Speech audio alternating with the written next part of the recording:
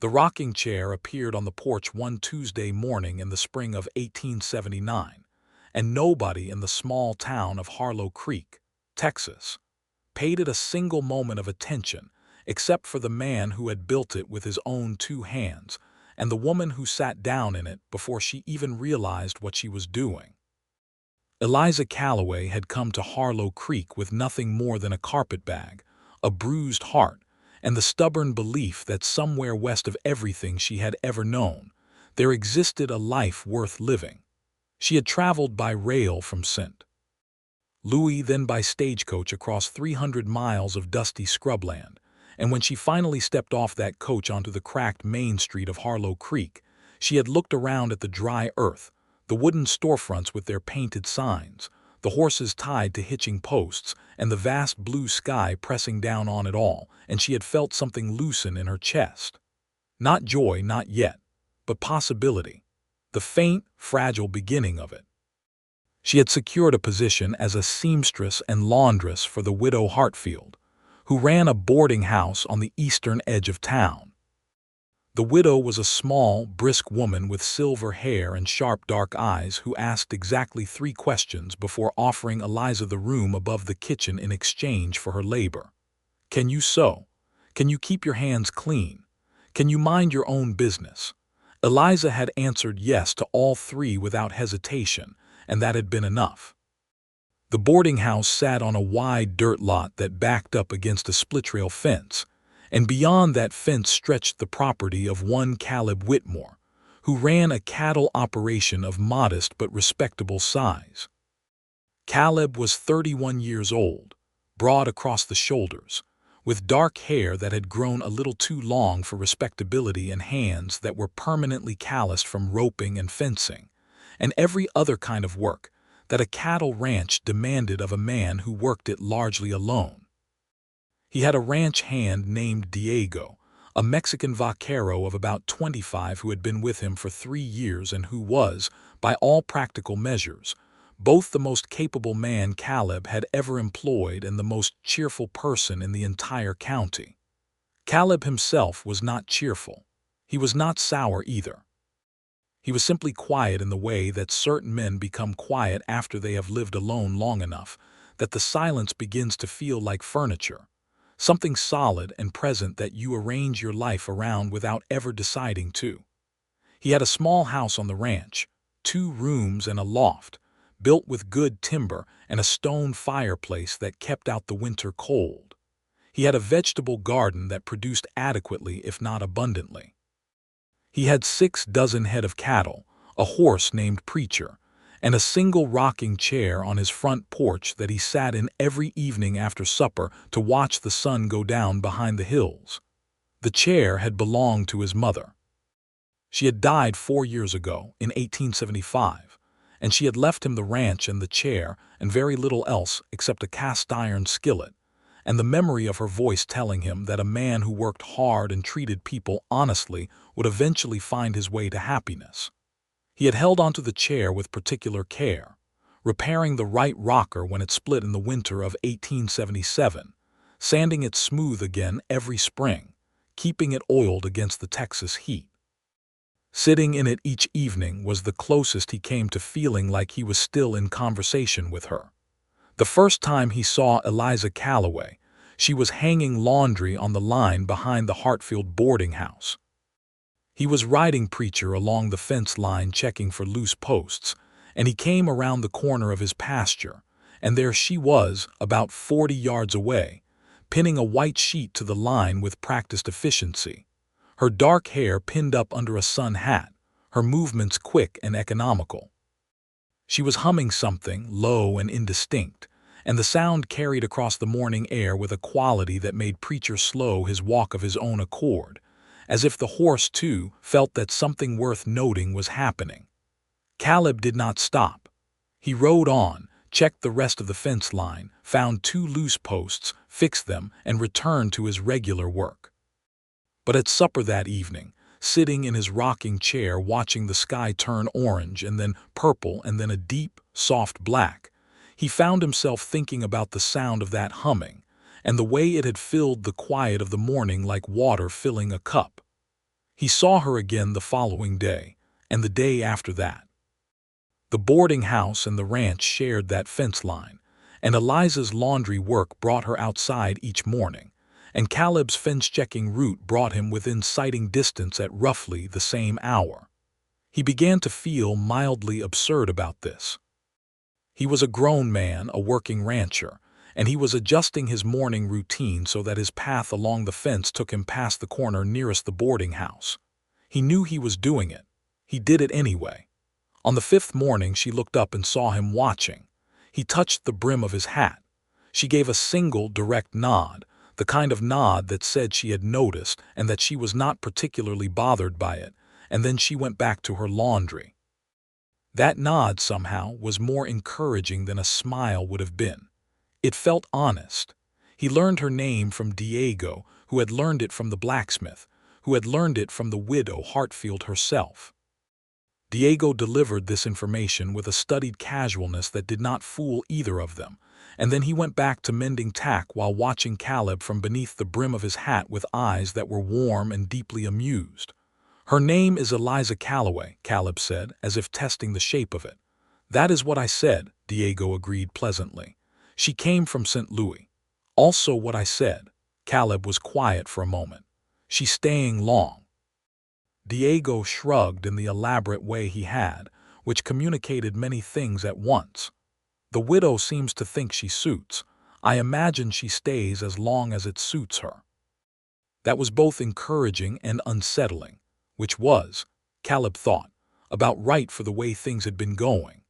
He encountered her properly for the first time at the general store, which was a low-ceilinged, crowded establishment run by a man named Elwood Pitts, who stocked everything from flour to ammunition, and who had an opinion about everything under the sun that he shared freely and without invitation. Caleb came in for a spool of wire and found Eliza at the counter asking about cotton thread. Elwood was explaining at length the merits of his various thread selections, and Eliza was listening with the polite attention of someone who was perfectly capable of making her own decision, but who was waiting for the man to finish talking before she did so. Caleb took the wire he needed from the bin, brought it to the counter, and waited. Eliza glanced at him sidelong. He glanced at her. There was a beat of silence between them that was not uncomfortable, which was already unusual, because Caleb was not good at the silences that happened between strangers. "I saw you on the fence line," she said, not looking at him directly, addressing it somewhat to the space between them on the counter. "Your property backs up to mine," he said. "I know it does." Elwood looked between them with open interest. Caleb set his coin on the counter. "Caleb Whitmore," he said. "Eliza Calloway," she said, and took her thread. She left the store before he did, and Caleb stood holding his wire for a moment before Elwood said, entirely unprompted, "She's a good sort. Steady. Doesn't complain about anything." "I didn't ask," Caleb said. "No," Elwood said, grinning, "but you were thinking it." The following Sunday, Caleb went to church, which he did approximately once a month and without deep conviction, largely because it was the social fabric of the town, and he understood that a man who never appeared in that fabric was eventually regarded as suspicious. He sat in his usual pew, near the back on the left, and when the congregation settled, he noticed Eliza 3 rows ahead on the right. She was wearing a dark blue dress, and her hair was pinned up properly, and she sat straight and still in the way of someone who was accustomed to holding themselves together in public spaces. After the service, people gathered in the churchyard as they always did. Caleb accepted a cup of lemonade from one of the church women and stood near the fence, and he was about to decide that he had completed his social obligation and could leave when Eliza appeared at his elbow. "You live alone on that ranch?" she asked. It was so direct that he looked at her for a moment before answering. "Mostly. I have a hand." "Diego Vasquez," she said. "He buys tortillas from Mrs. Ray's on Fridays. She thinks very well of him." "He deserves it," Caleb said. "He's good." There was a pause. Around them, people talked, and the children ran between the adults' legs, and someone was laughing loudly near the gate. But in the small, quiet pocket of air between Caleb and Eliza, there was something that felt very much like the beginning of a real conversation. "You came from St. Louis," he said. I did. Long way. She looked at the hills beyond the churchyard, and something moved across her face that was not quite sadness and not quite relief, but something in between. I needed it to be a long way, she said. He did not ask her to explain that. He felt that she appreciated the restraint. She turned back to him, and there was a considering look in her brown eyes, an assessment that was frank and unhurried. You're not much for talking, she said. Not much, he agreed. I don't mind that, she said. And then someone called her name from across the yard, and she excused herself and went, and Caleb stood there holding his empty lemonade cup and feeling that the Sunday had been considerably more worthwhile than he had expected. He thought about her for the rest of the week with a consistency that annoyed him. He was not a man who got swept up in things. He was methodical, practical, deliberate. He made plans and he followed them. He did not spend the better part of a Wednesday evening sitting on his porch thinking about the way a woman's voice sounded when she said the words, "I don't mind that." But he did, and the honesty of it eventually settled into something he could work with rather than fight against. On the following Friday, he brought a basket of vegetables from his garden to the boarding house, tomatoes and onions and some early squash. He told himself it was a neighborly thing to do and that there was nothing more to it than that, and he told himself this with enough firmness that he almost believed it. He knocked at the front door, and the widow Hartfield answered and looked at the basket with approval and said she would make sure to tell Eliza that he had brought it. He had not specifically intended it for Eliza, or he had, but he had not intended anyone to know that. He said something noncommittal and thanked the widow and left. Eliza came to the fence the next morning.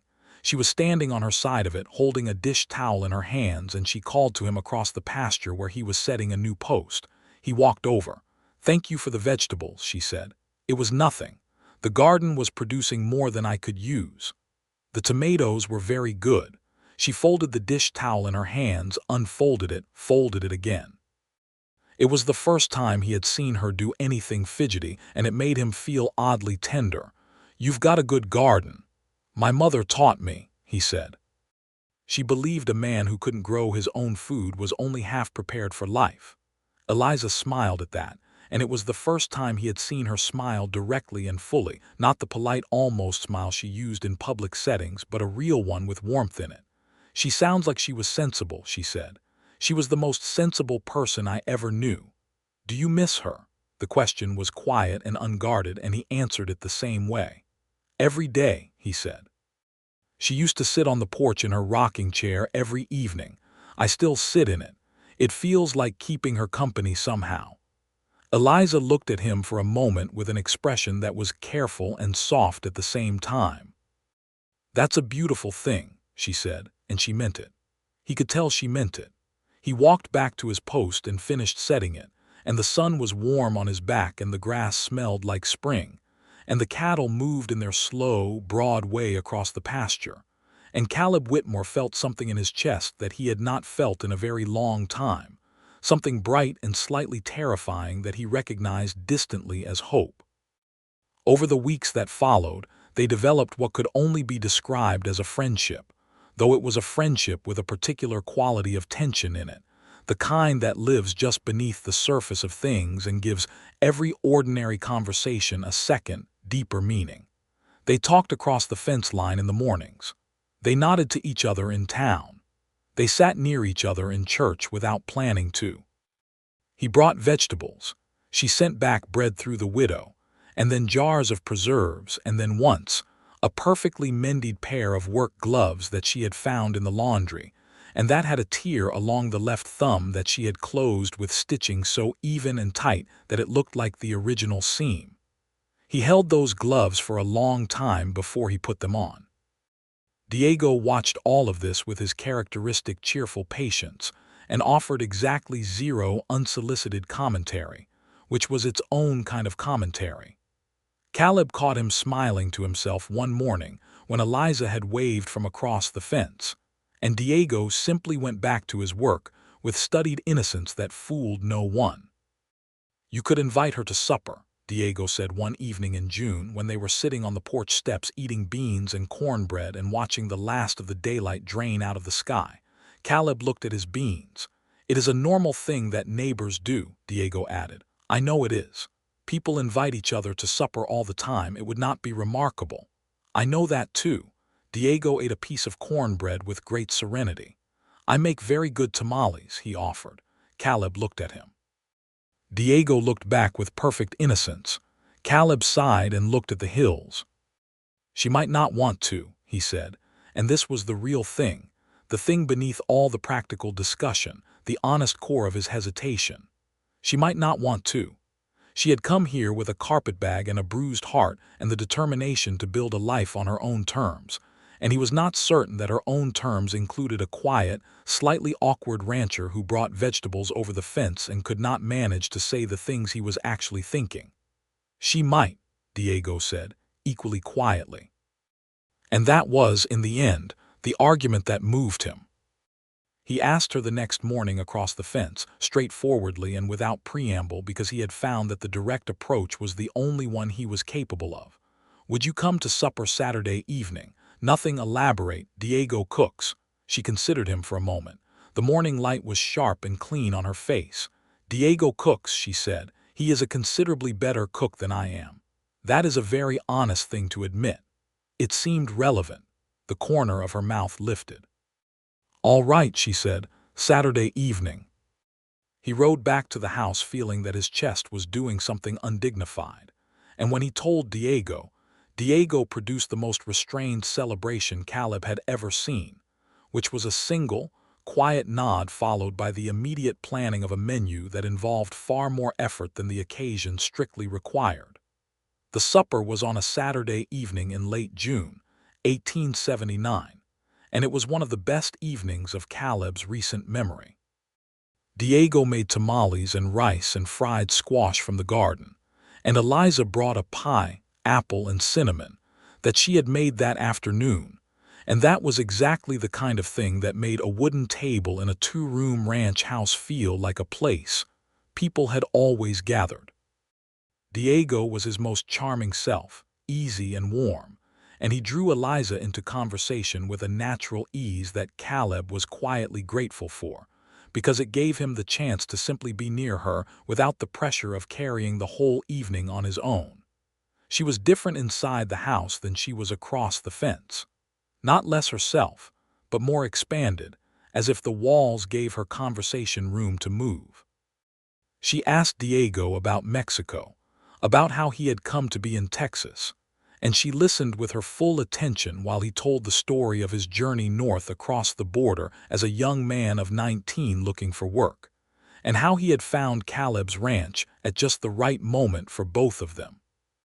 She asked Caleb about the cattle operation, about the land, about the history of the property, and he found himself talking more than he usually did, pulled forward by the quality of her listening, which was genuine and patient, and never gave him the feeling that she was waiting for him to finish. After supper, they sat on the porch. Diego excused himself to clean up, which Caleb suspected was a courtesy more than a necessity. Eliza settled into the single rocking chair, his mother's rocking chair, naturally and without asking, and then she paused and looked at him with a quick flash of concern. "I'm sorry," she said, beginning to rise. "Is this I didn't think—" "No," he said quickly. "Please, sit." He settled himself on the porch step, forearms on his knees, and looked out at the dark pasture. "It suits you." She settled back slowly, and the chair creaked with the familiar sound that had been part of his evenings for years. They were quiet for a while, the good kind of quiet. Crickets. A coyote somewhere distant. The soft movement of the night air. "You said your mother sat in this chair," she said, "every evening. Tell me about her." So he did. He told her about his mother, Mary Whitmore, who had come to Texas as a young bride and had spent her life building something from hard ground and harder work. He told her about the way she had read to him at night by lamplight, about how she had insisted he learn to sew a proper seam as well as throw a rope, about her particular opinions on the importance of telling the truth and the uselessness of self-pity. He told her about the last winter, when she had been ill and he had sat with her every evening, and how she had pressed his hand and said, "Caleb, I only wish I could leave you someone to keep you company," and how he had told her that he was fine, that he did not need anyone, and how she had looked at him with the expression of a woman who knew better. Eliza listened to all of this with her hands folded in her lap and the chair rocking very gently. When he finished, she was quiet for a moment, and then she said, "She was right, you know, that you needed someone. I expect she usually was. That doesn't bother you to hear me say it." He thought about it. "No," he said, "it doesn't." She looked at him in the near dark with that same frank, considering expression she had given him in the churchyard. "I came out here because I needed to start over," she said. "My father died 2 years ago, and then the man I was engaged to decided that a woman without a father and without much money was not the arrangement he'd had in mind, and he made that clear in a way that it was not kind." She paused. "I'm not asking for sympathy. I just thought you should know that I came here to be on my own terms, and I intend to stay on them." "I respect that," he said, and he meant it. He meant it completely. She nodded once, the same definitive nod she had given him that first morning across the fence. "Good," she said. He walked her back to the boarding house that evening along the fence line, and they walked slowly and talked until they reached the gate, and she thanked him for supper and went inside, and Caleb walked back across the dark pasture to his own house and sat on the porch step for a while in the warm night air, looking at his mother's rocking chair, alone in the dark beside the door, and he thought about what it would mean to have someone to keep him company, and the thought was no longer terrifying. It was something he wanted, with a clarity that surprised him. The idea came to him the way his best ideas always did, quietly and without fanfare, on a Tuesday morning in July when he was out in his small workshop behind the house replacing the handle on a broken shovel. He had good cedar wood, a stack of it left over from the repairs he had done to the barn last fall. He had his tools. He had his hands, and he was, as his mother had often noted, a capable carpenter in the way that ranch men often became capable carpenters out of pure necessity. He would build a second rocking chair. He sat with the thought for a moment. It was not a small thing to do, even if it was a small object. A rocking chair was a declaration. It said, "I want you here." It said, "I built a space for you." It was the kind of thing you did for someone you intended to keep around, and it required a certain courage of admission, even if the admission was never spoken aloud. Even if the chair simply appeared on the porch one morning and you hoped she would see it and understand. That was, in fact, the plan. He would build the chair. He would put it on the porch beside his mother's chair.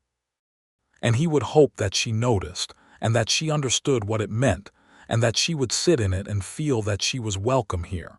He did not tell Diego. He worked on the chair in the evenings after supper in the workshop with the lamp turned up, while the summer nights settled in around the house. He measured carefully. He chose the wood with attention. He had never built a rocking chair before, but he had repaired his mother's chair enough times that he understood the construction, understood the geometry of the rockers and the angle of the back, and the way the joints needed to fit together without play or wobble. He worked slowly. He worked well. He was not in a hurry.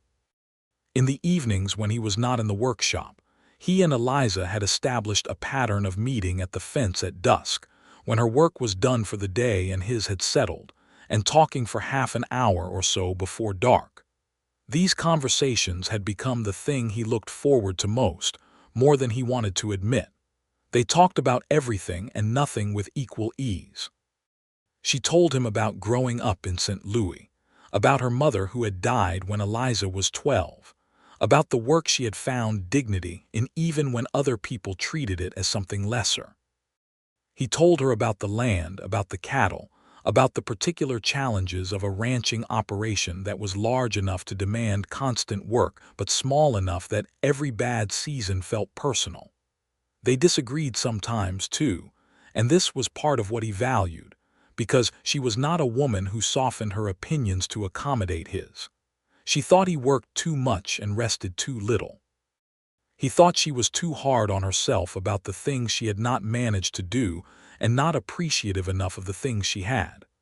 They argued about this, mildly and honestly, and neither of them was entirely wrong, and neither of them changed their positions all at once, which seemed about right.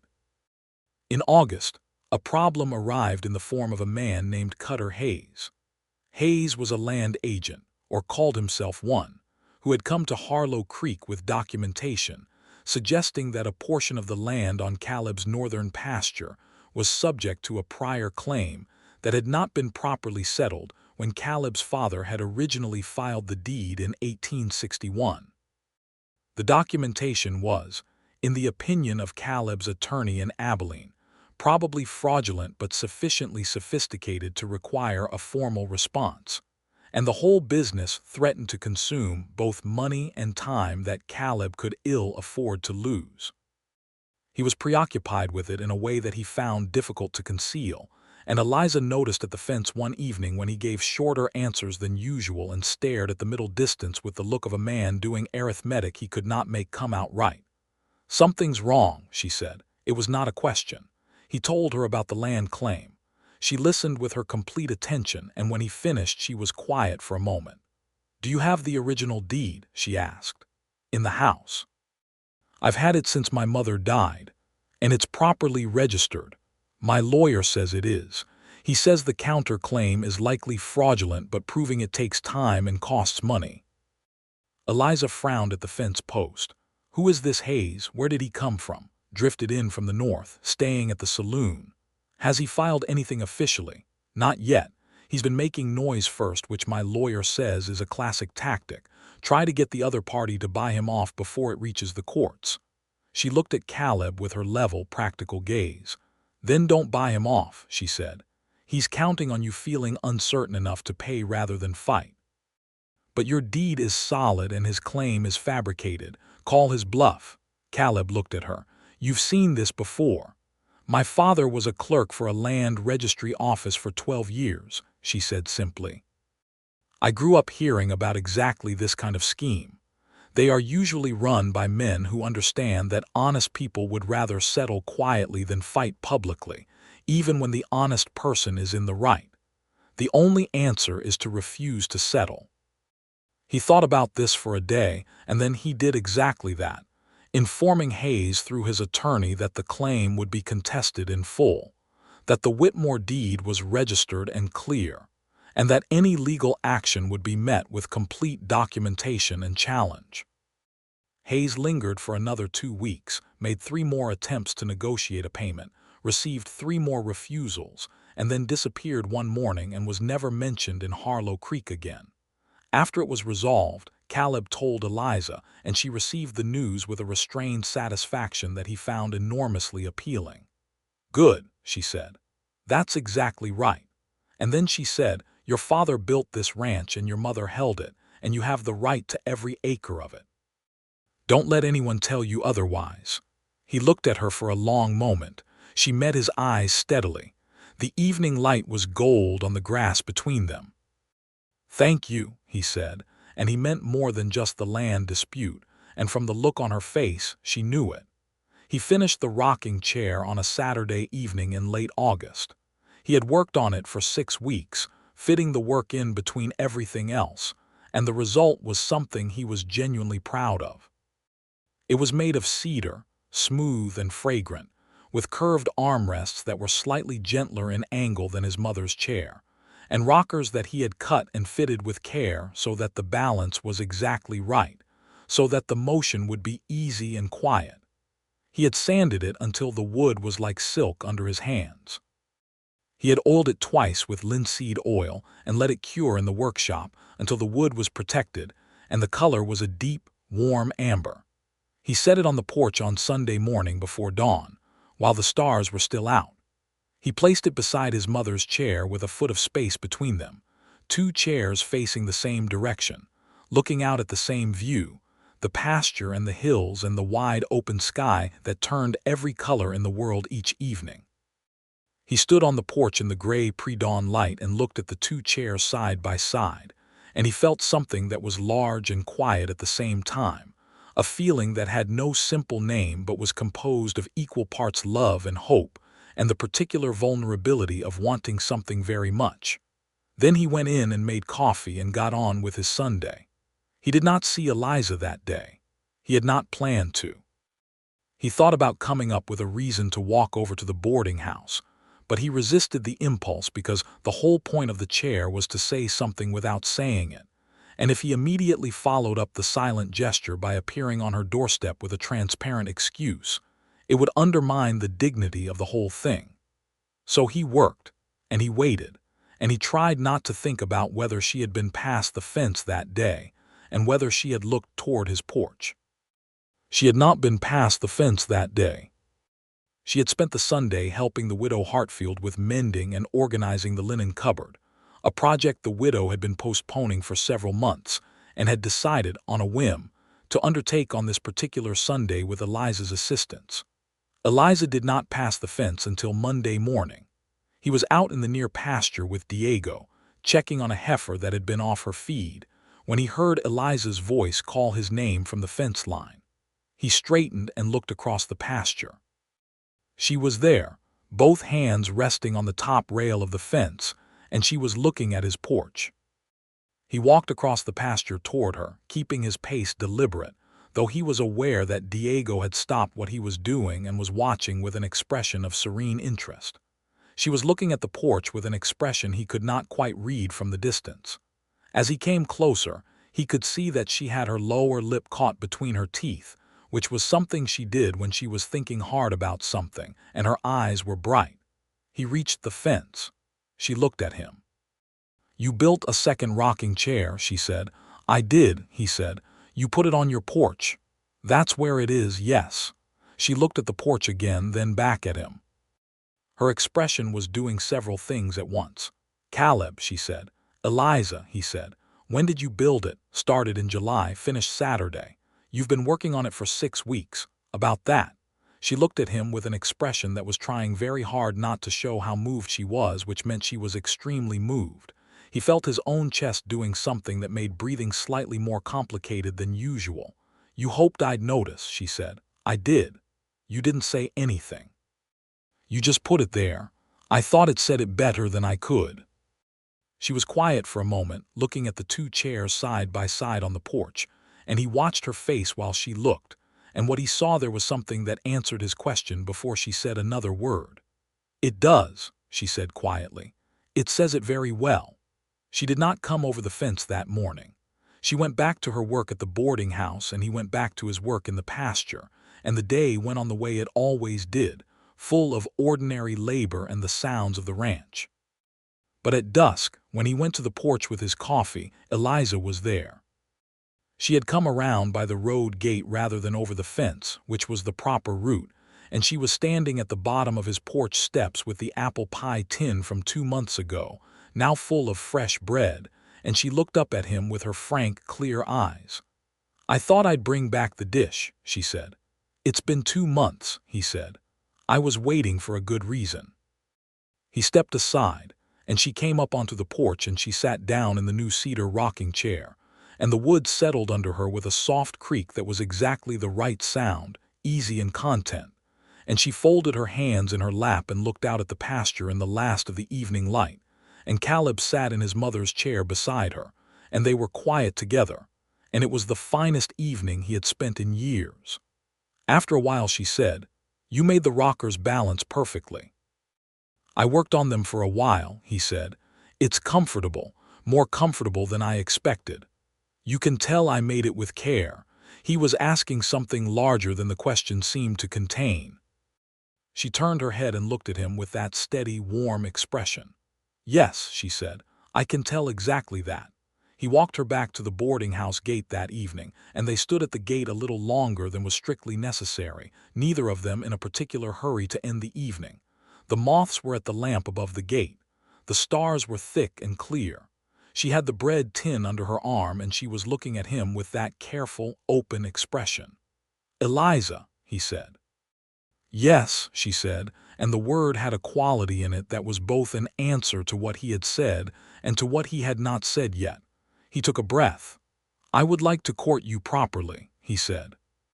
If that's agreeable to you, I know you came here to be on your own terms, and I mean to respect that, but I'd like you to know that my intention is honest and serious." She was quiet for a moment. Around them the night breathed with its cricket sounds and its warm August air. Then she said, "I know your intentions are honest, Caleb. You've been showing me that since the first morning across the fence." She paused. "Yes, it's agreeable to me." He walked home across the dark pasture and sat on his porch in his mother's chair. And the cedar chair beside him caught the moonlight. And he sat there for a long time feeling a gratitude that was too large for ordinary words. Diego appeared at the barn door the next morning with the expression of a man who had heard very good news. "So," he said. "So," Caleb said. She sat in the chair. "She did," Diego nodded with great satisfaction. "I told you," he said. "You told me nothing useful," Caleb said. "You told me it was possible. That is not the same as actually doing it." "It is," Diego said, "when it is you we are talking about." Caleb threw a rag at him. Diego caught it, laughing, and went off to saddle his horse. And the morning was golden and fine, and everything in it felt like it had more light in it than the previous morning had contained. The courtship that followed was both deliberate and natural in the way that things are when two people have already established something real between them, and the courtship is, in some sense, just the formal acknowledgement of what already exists.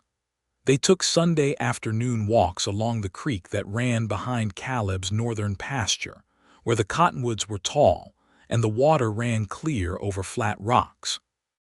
They ate supper together twice a week, sometimes at the ranch with Diego's cooking, and sometimes at the boarding house table with the widow's substantial meals.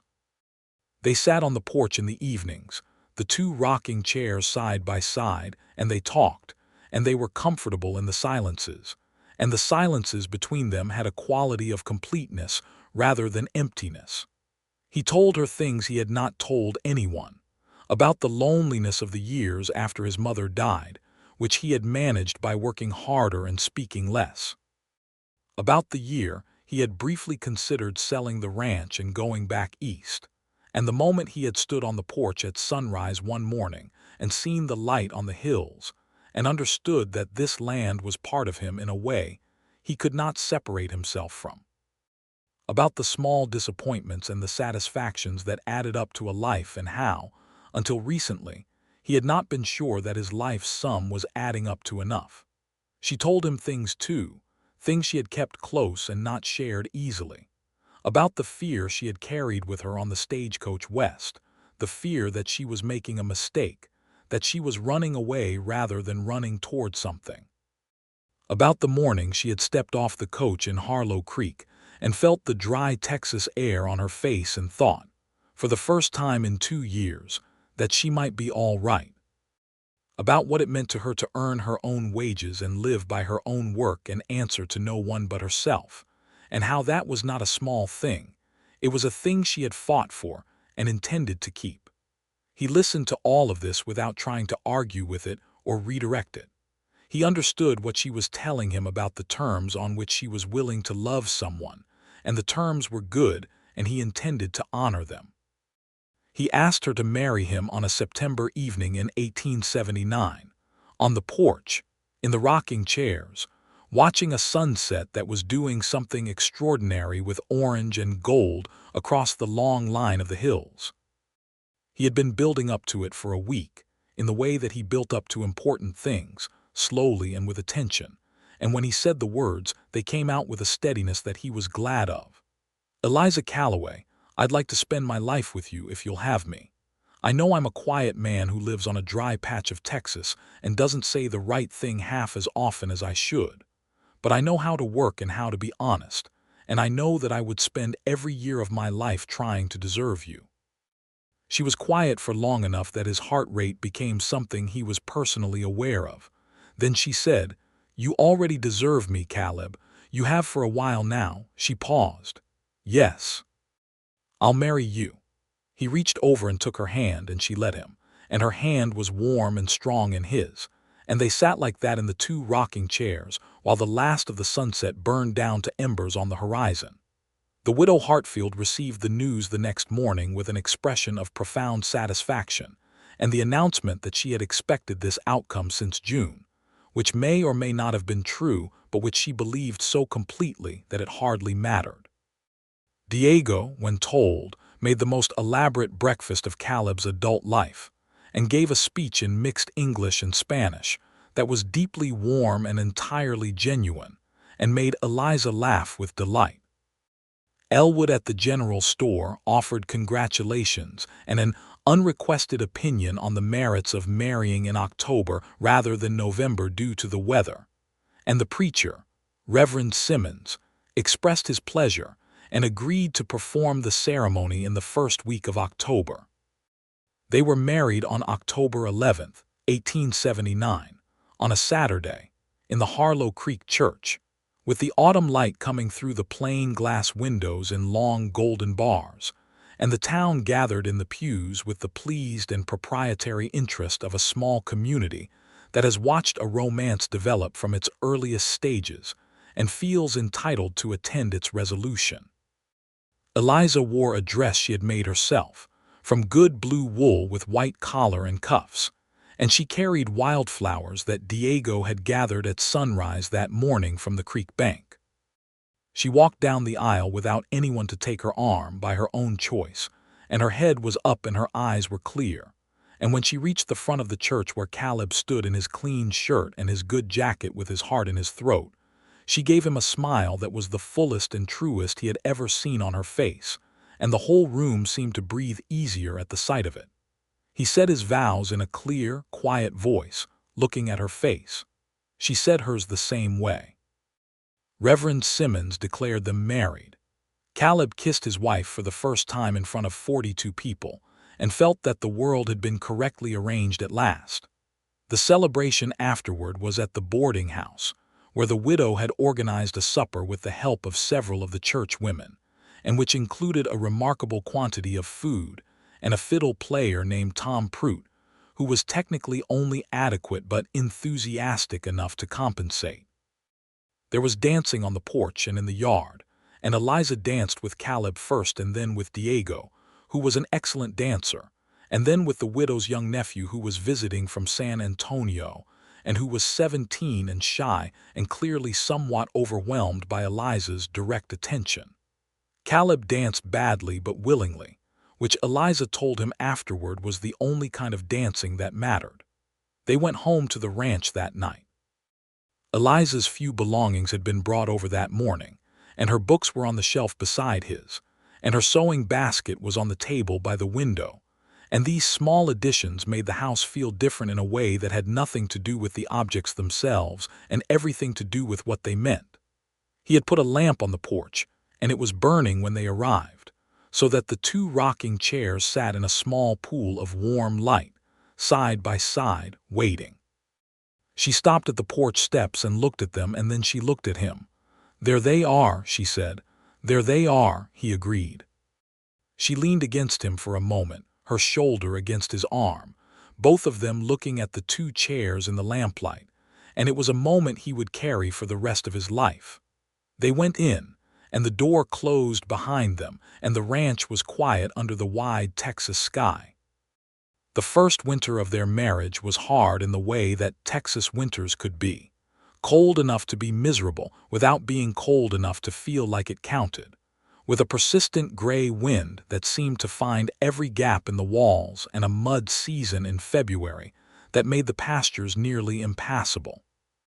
The heifer that had been off her feed in August had recovered well and produced a strong calf in January, which was a good beginning to the year, and a fair cattle price in November had meant that the ranch went into winter with adequate supplies and a workable balance. These were the realities of the life, and Eliza had understood them before she committed to it, and she managed them with the same steady, practical energy she brought to everything. She was not a woman who had ever been on a ranch before, but she was a woman who could learn anything quickly and who had no patience for doing something poorly, once she understood the correct way of doing it. She learned how to manage the kitchen stove so that it ran efficiently on the wood supply. She learned the layout of the storerooms and the logic of the supplies. She helped with the garden planning, improving the yield in the spring planting by rearranging the beds to get better drainage, which Caleb observed with admiration and then incorporated without comment, which Eliza recognized as the deepest form of respect he was capable of giving. She kept her sewing work for several of the town women, because it was her own income and she intended to keep it, and Caleb not only did not object to this, but arranged the front room so that she had a proper sewing space near the window with the best light. When she observed this arrangement one morning, she had looked at him with an expression of such uncomplicated gratitude that it had moved him more than he could explain. "You didn't have to do that," she said. "I wanted you to have a good space," he said simply. She crossed the room and kissed him on the cheek, which was a thing she did when words felt insufficient, and he stood very still and felt it the way a man feels a very good and particular thing. In the evenings they sat in the rocking chairs when the weather permitted, and when it did not, they pulled them inside near the fire, side by side on the hearthrug, and the habit of sitting in them together became so established that either chair sitting empty felt like a minor absence. He had begun to see the chairs not as two separate objects but as a single thing, a unit, the way he had begun to see himself and Eliza.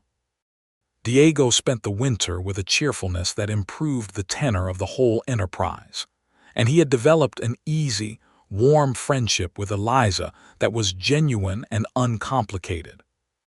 He taught her to make tamales one February afternoon when the wind was particularly bad and the work outside was impossible, and Caleb came in from the barn to find them both covered in corn masa with a hilarious quantity of tamales in various stages of completion on every surface of the kitchen, and the sound of their laughter from outside the door was one of the best sounds he had ever heard his house make. In March of 1880, Eliza told him she was expecting a child.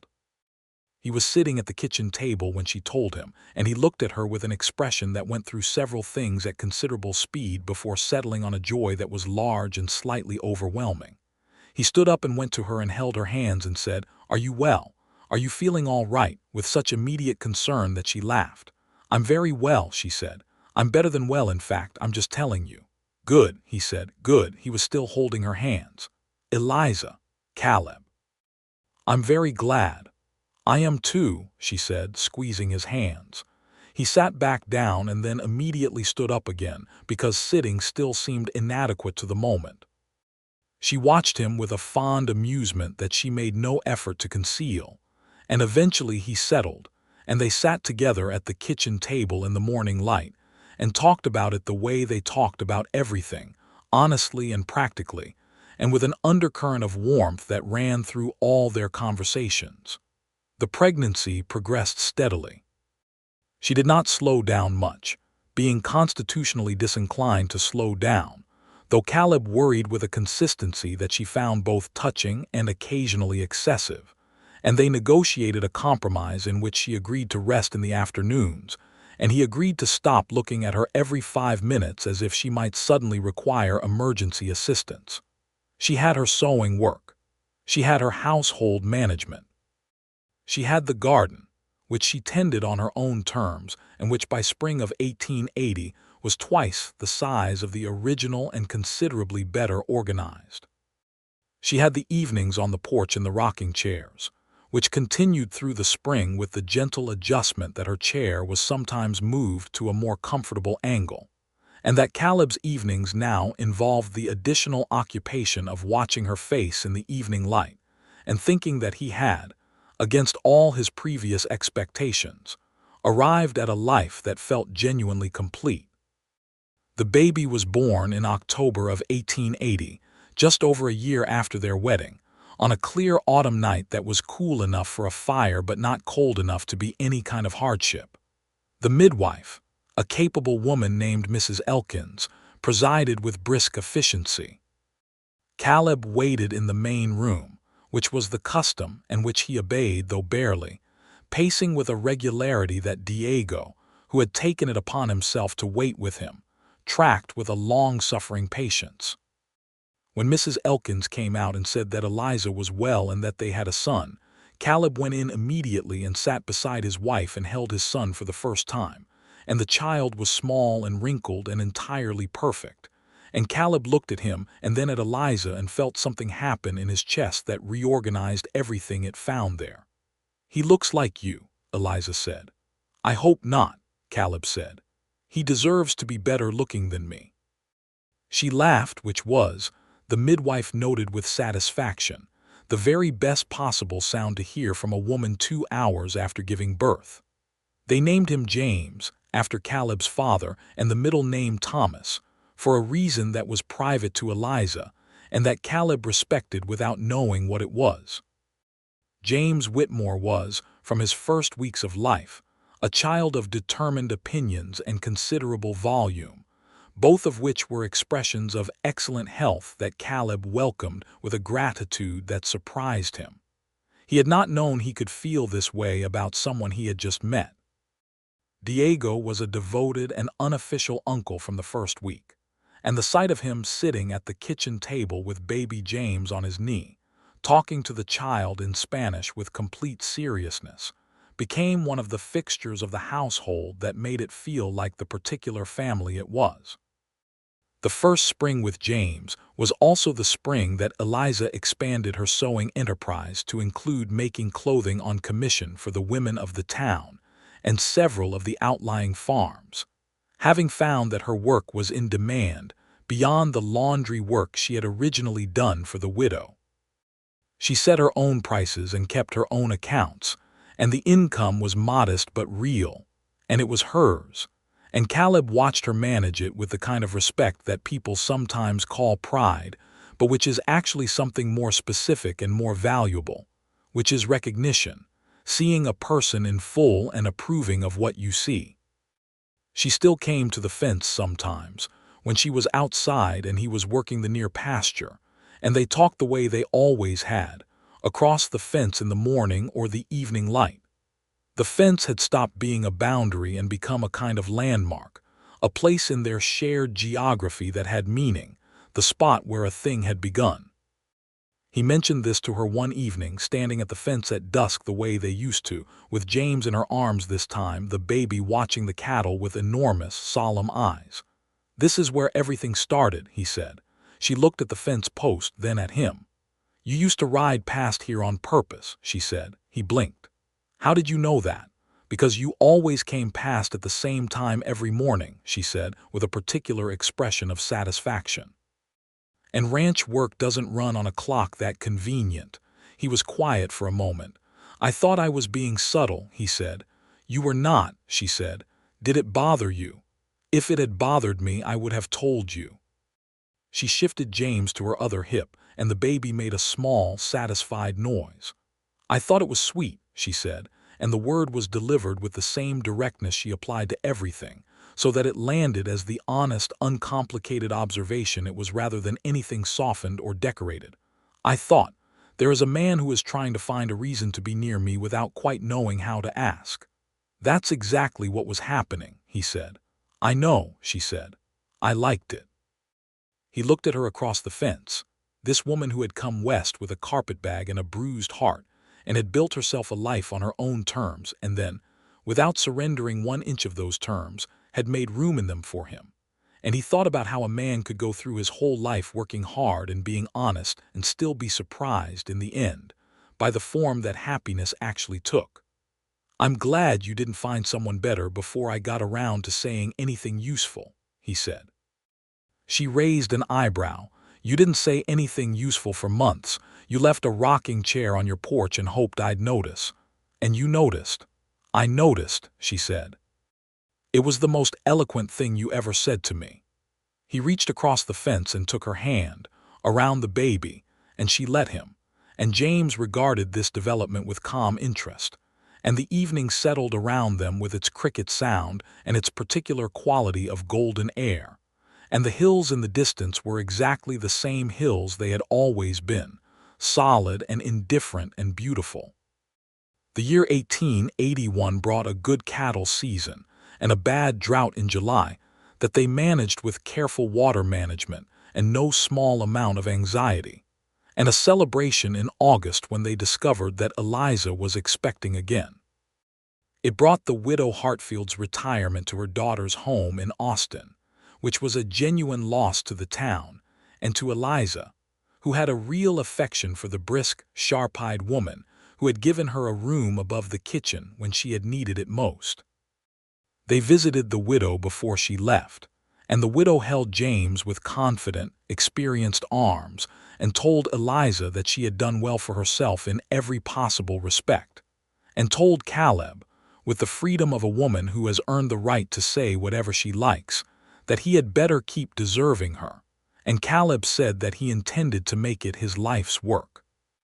Diego announced in the fall of 1881 that he was going to visit his family in Chihuahua for the winter months. He had not been home in 4 years, and the pull of it had been growing, and Caleb understood this completely and told him so. They worked out an arrangement for the ranch management during his absence, and Diego left in November with a horse, a pack mule, and a quantity of food that Eliza had prepared for the journey with thoroughness that made Diego emotional in a way that he covered with a great deal of cheerful talk about the superiority of Chihuahuan cooking over anything Texas had to offer, while clearly being moved. He came back in March of 1882 with a wife. Her name was Sophia, and she was 23 years old with dark eyes and a quick mind and a laugh that seemed to rearrange the air of any room it entered. She spoke limited English, though it improved at a speed that was frankly astonishing, and Eliza spoke zero Spanish but applied herself to this deficiency with the same focused determination she applied to everything, with the result that by June they could have real conversations, imperfect but genuine, with Diego translating the parts that fell into the gaps. The second baby was born in April of 1882, a boy again, strong and healthy and with his mother's direct brown eyes and his father's dark hair, and they named him Robert, which was a good solid name that suited him. James, who was a year and a half, examined his brother with the solemn intensity of a scientist studying a new specimen, and then went back to his very important work of pulling the dried grass off the bottom of the porch steps, apparently satisfied that the newcomer was not an immediate concern. The ranch grew slowly and well. In the spring of 1882, Caleb added 6 acres to the vegetable garden and put Diego in charge of the eastern pasture management, which freed Caleb to pursue a deal with a cattle buyer out of Abilene that resulted in a contract for the following 3 seasons at a fair price. The contract meant they could make improvements to the house that Eliza had been patient about not asking for. He extended the kitchen to the east with a proper workspace and a larger window, and he built a covered porch along the full front of the house, wide enough to hold the 2 rocking chairs with room beside and between them. The new porch was better in every practical respect. The overhang was deeper, which kept the afternoon sun off the chairs in the summer, and the boards were good pine laid tight and smooth. He set the 2 cedar chairs side by side in the center, facing the pasture and the hills, and when Eliza came out and saw the finished porch, she stood in the middle of it and turned slowly and then looked at the chairs and then at him. "You built a whole porch for the chairs," she said. "I built a porch for us," he said. "The chairs belong on it." She looked at the 2 chairs in the center of the wide new porch, and her expression was one he recognized as the one she wore when she was feeling something larger than she wanted to express in front of witnesses, which at the moment included Diego and Sophia and James toddling around on the new boards and Robert asleep in Sophia's arms. "Thank you," she said, and it carried everything it needed to. They sat in the chairs that evening for the first time on the new porch, and the view was the same view they had always had, the pasture and the fence and the hills beyond, and the evening light was the same light, but the chairs were exactly as they had always been, side by side, 2 instead of 1, and Caleb sat in his mother's chair and Eliza sat in the cedar chair he had built without telling her, and the air was warm and the boys were inside with Sophia, and for a long moment neither of them said anything at all. "Do you know what I thought?" Eliza said eventually. "The first time I sat in this chair. The first evening I came over and sat on your porch. What did you think?" "I thought someone built this chair for a person, for a specific person. Not for anyone who might want to sit down, but for one particular person he wanted here." She paused. "I thought, this man has decided something about me without my knowing it, and he has built it into the wood." Caleb was quiet for a moment. "That's more or less accurate," he said. "It is exactly accurate," she said. "And I thought, I don't mind that at all. In fact, I mind it quite a lot in the opposite direction." He looked at her, and she was looking at the hills with a half-smile that was entirely private. For herself, the expression of a woman examining a good memory with satisfaction. "You never told me that," he said. "I'm telling you now. 3 years later."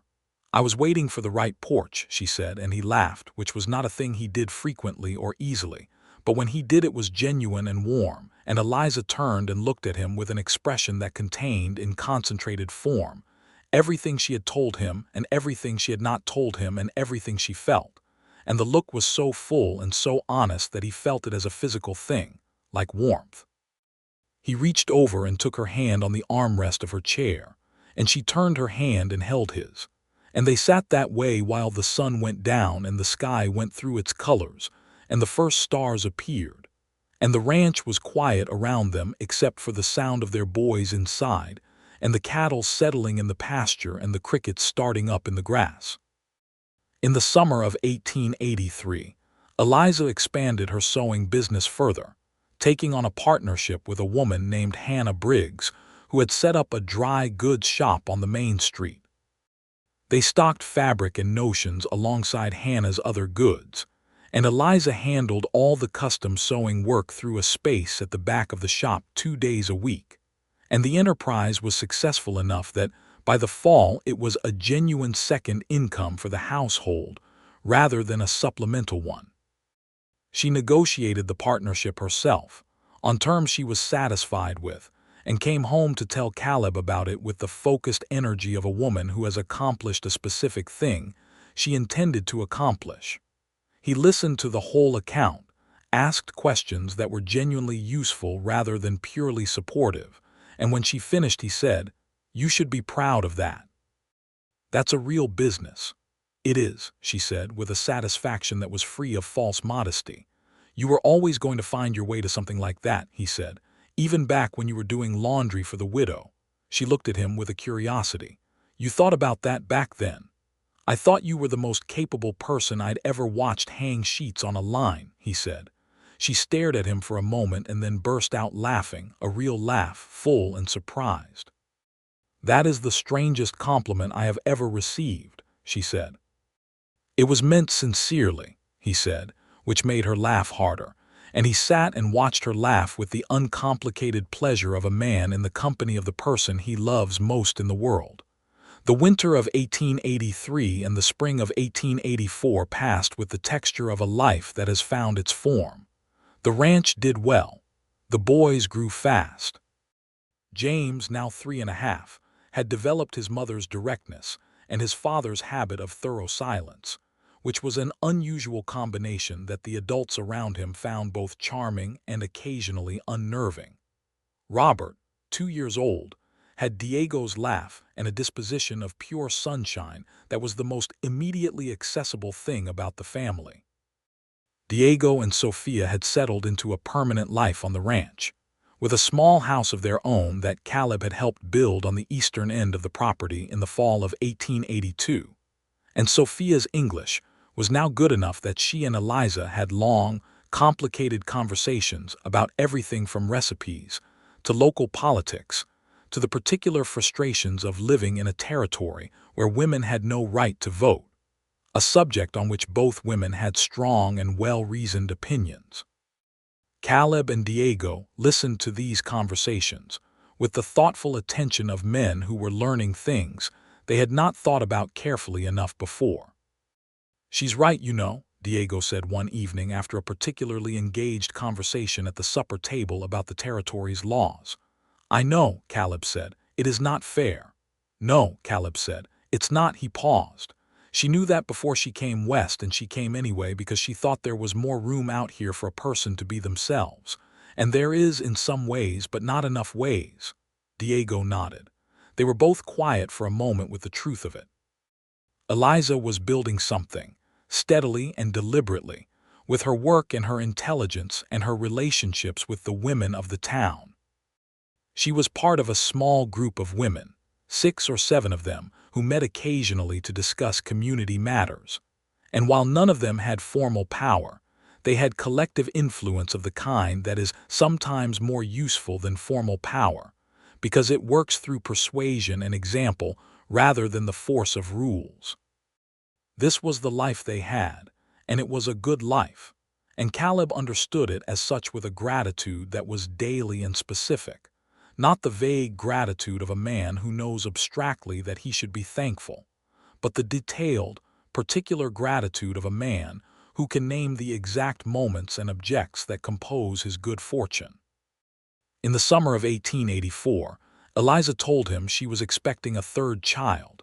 She told him at the kitchen table, the same way she had told him both times before, directly, and with the clear-eyed calm of a woman reporting good news. He looked at her face for a moment and then got up and kissed her forehead, which made her smile, and then he sat back down and they talked about it with the easy, practical warmth of 2 people who have done this before and know exactly what they are doing together. The baby was born in February of 1885, a girl this time, small and fierce and vocal from her first breath, and they named her Clara after nobody in particular, simply because it was the name that suited her face the moment they looked at it. Clara Whitmore announced her arrival in the world with a declaration of intent that was unmistakable, and Diego said with great admiration that she was clearly going to be exactly like her mother, and Eliza said she hoped so, and Caleb said he was certain of it. James, now 4, examined his sister with the same scientific attention he had given Robert, and then declared with the authority of the oldest child that she was loud. This was accurate. He was satisfied. The spring of 1885 was the finest spring Caleb could remember on the ranch. The winter rains had been good, and the pasture was green and the creek was running high, and the cattle were fat, and the vegetable garden was producing early and abundantly. He worked from dawn to dusk with the comfortable energy of a man who loves his work and his land, and each evening he came in and the house was full of the sound of his family, and each evening after supper he went to the porch, and most evenings Eliza came too, and they sat in the rocking chairs while the day went down and the dark came up and the Texas sky went through its tremendous nightly performance. Clara grew fast, as babies do, and she had a personality that was assertive and warm in equal measure, which was something she shared with her mother, and which gave Caleb a particular pleasure each time he recognized it. She was nearly a year old when she pulled herself up for the first time and stood holding the edge of Eliza's rocking chair with both hands, looking out at the porch with an expression of pure determination. Eliza sat very still. Caleb watched from the step. Clara stood for 3 full seconds, swaying slightly, and then sat down hard, which did not trouble her at all. She simply reached up and stood again. Eliza looked at Caleb over Clara's head, and her expression was one he loved above almost all others, the full, private smile she kept for moments that were too good to describe. "She's going to run before she walks," Eliza said. "Of course she is," Caleb said. On a September evening in 1885, Caleb sat in his mother's rocking chair on the wide front porch and looked at his life. It was dusk, the particular September dusk that smelled like dry grass and cooling air, and the hills were the deep purple gold of the last sunlight. Eliza was in her cedar chair beside him with Clara on her lap, the baby half asleep and small and warm. James and Robert were in the yard below the porch steps, engaged in some game involving sticks and a great deal of negotiation. Diego and Sophia were on their own porch across the property, the small lamp already lit in their window. Preacher was in the paddock. The cattle were settled. He could hear James explaining the rules of the game to Robert with the intense, sincere patience of a child who very much wants to play and very much wants the other person to understand the game correctly. He could hear the way Robert said yes in the high, easy voice of a 2-year-old who is agreeing to something he does not fully understand, but is happy enough about life in general that agreement seems right. He could feel the evening air on his face and the familiar creak of the chair beneath him and the presence of his wife beside him, her chair rocking in its easy cedar rhythm, her hand sometimes resting on the armrest close enough to his that if he reached across, he would find it. He reached across. She turned her hand and held his, the way she always did.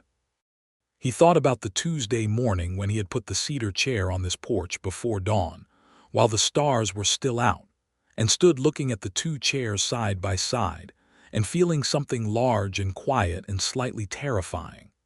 He thought about the morning Eliza had called his name from across the pasture and looked at the porch with her clear, considering eyes. He thought about what she had said on the new porch, about knowing from the beginning that someone had built the chair for a specific person, that the decision had been made and built into the wood. He had not known, when he started sanding those first planks of cedar in his workshop on a July evening, that he was building the beginning of something.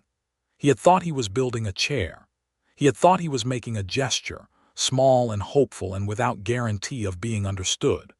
But it had been the beginning, and it had been understood, and here was what the beginning had grown into, this September evening, this full and particular life with its sounds and its smells and its people and its porch. "You're quiet," Eliza said. "I'm thinking," he said. "About what?" He looked at the two rocking chairs from where he sat in one of them, and he thought about how to say the thing he was thinking. He settled on the true version rather than the reduced version, which was, after all, the only approach that had ever served him with her. "About the day I put your chair on the porch," he said. "About what I was hoping for when I did it." She was quiet for a moment. The chair rocked. Clara slept. "What were you hoping for?" she asked softly. "This," he said. "Exactly this." She looked at him, and the evening light was in her eyes, and she was older than she had been when she came off the stagecoach in Harlow Creek with her carpetbag, and she was more herself than she had been then, fuller, more settled in her own skin, and she was beautiful in the way that people become beautiful when they are completely who they are without apology. "You got it," she said. "I know," he said. "I know that every day." Below the porch, James had apparently explained the rules sufficiently, because the negotiation had given way to the game, and the boys were moving through the yard with their sticks, and their voices carried on the evening air with the particular lightness of children at play, which is one of the finest sounds in the world, and which Caleb had not known he was waiting to hear until he heard it every evening, and understood that he had always been waiting for it. Eliza shifted Clara gently, and the baby made a soft sound and resettled. The chair moved with its quiet cedar creak. The hills went from gold to gray to blue in the diminishing light. The first stars appeared, one and then two and then a scattering, and the sky deepened around them, and the night came on in its soft and total way. They sat together on the porch until the boys needed to come in, and the baby needed her bed, and the lamp needed to be lit inside. And then they went in together, all of them, and the house filled with its evening sounds, supper and baths and children's voices, and the particular domestic music of a full and working household.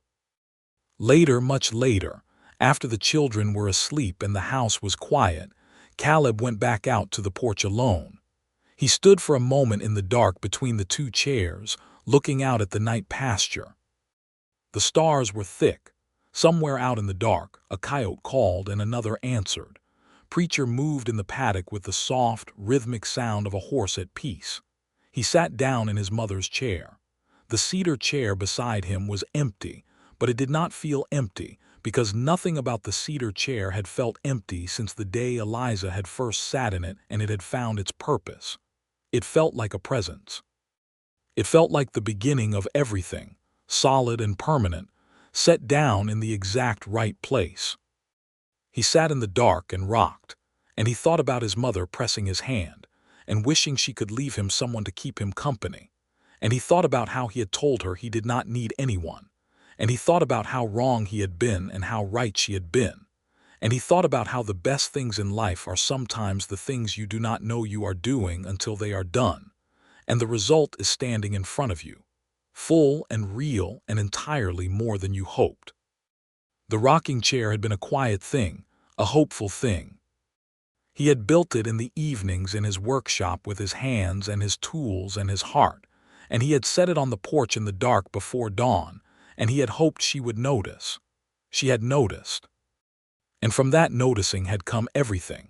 The fence-line conversations and the supper and the walks along the creek and the proposal in the evening light and the wedding in October and the children who slept inside and the life that was, in all its ordinary and extraordinary dimensions, exactly and entirely what he had hoped for when he carried a cedar rocking chair out into the pre-dawn dark and set it down beside his mother's chair and stood back and looked at the two of them side by side. Two instead of one, and felt the particular, terrifying hope of a man who has finally understood what he wants. He sat on the porch for a while longer, rocking slowly. The night was warm and the stars were clear and the ranch was quiet and alive around him. And then the door opened behind him, and he heard the soft sound of Eliza's feet on the porch boards, and she came and sat in her cedar chair, and she pulled her shawl around her shoulders and she looked out at the same night he was looking at. "I couldn't sleep," she said. "I'm glad," he said. She looked at him, and in the dark her expression was soft and open. "Are you happy?" she asked. It was a simple question, and it deserved a simple answer, and he gave it to her without hesitation, the truest and most complete answer he had. "Yes," he said, "more than I knew how to be." She reached across the armrest, and her hand found his in the dark, warm and certain, the way it always did, the way he expected it would for all the years he could imagine forward into the future, the long, full years on this land in this house, with these children and this woman and these two rocking chairs on this porch, facing the same view, rocking in the same evening air, two instead of one. She squeezed his hand. He held on. The stars moved overhead. The night breathed around them. And the two cedar and oak chairs rocked on the wide porch of the Whitmore ranch in the quiet Texas dark, side by side, exactly as they had always been, exactly as they would always be, carrying the weight of two people who had found each other across a fence line in the spring of 1879 and had, one quiet and hopeful act at a time, built something that would last longer than either of them could measure.